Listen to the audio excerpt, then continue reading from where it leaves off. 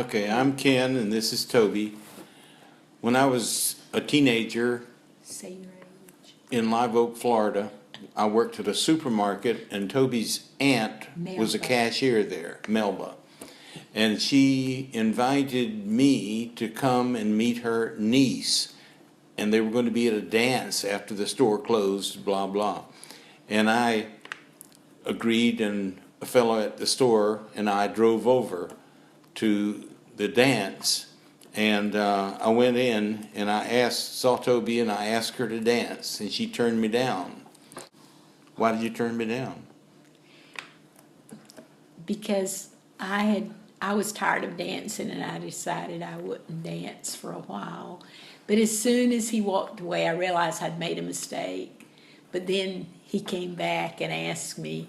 Well, it was against my nature to ask a second time, but Melba came and said, "Did you dance with her?" And I said, "No." I asked her and she turned me down. Well, go ask her again. I'll tell her to. So anyway, I did go over and I asked her again. But she didn't have to tell me. She didn't mention it. But I knew I'd made a mistake, so we danced. And the minute we were together, I loved Ken. It felt so warm and so wonderful. Well, the Spirit whispered to me that night that this would be my wife.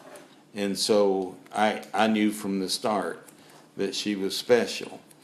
And so anyway, on the way home after the dance, I told the guy that was riding with me, "That'll be the girl I'll marry."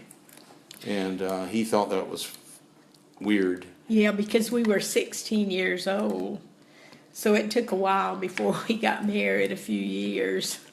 I went back to school in Live Oak, and Toby lived with her mom in Jacksonville.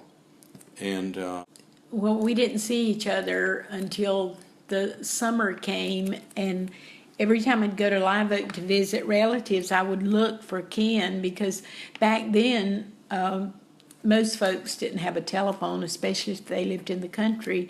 And every time I would go to the town, I would look for Ken, and I never found him until in August. I went to the Tobacco Festival street dance. A lot of people were there. They always have those dances in the summertime in Live Oak in August.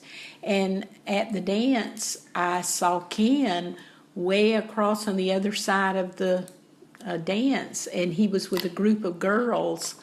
And I thought one of them was his girlfriend, which it turned out was his cousin, but I didn't know that.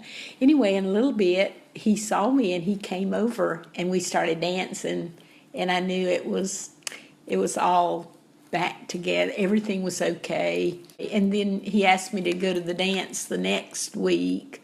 The next Friday, the dance was held again. And we went to the dance, and he took me home. I was staying with my aunt and uncle, and he kissed me goodnight. And that was the first kiss, and that was the 14th of August, 1953. so anyway, school started that fall of 53. And I was in school, and one day, about a week or so into school, Toby walked in the homeroom. What happened, went back to Jacksonville to go to school my senior year, and when I got there to the school, my mom took me, and I was ready to get out and go in, and I said, "I don't want to be here. I want to go back to Live Oak." And I hadn't planned that. It just happened. I don't know why I did that. I just needed to go back to Live Oak. So my aunt was with us, and she was happy to have me come and live with them. So I went back to Live Oak to finish my senior year, and when I went to school that day and found Ken, well, we never separated after that. We were together our senior year every day. We were buddies. We were sweethearts.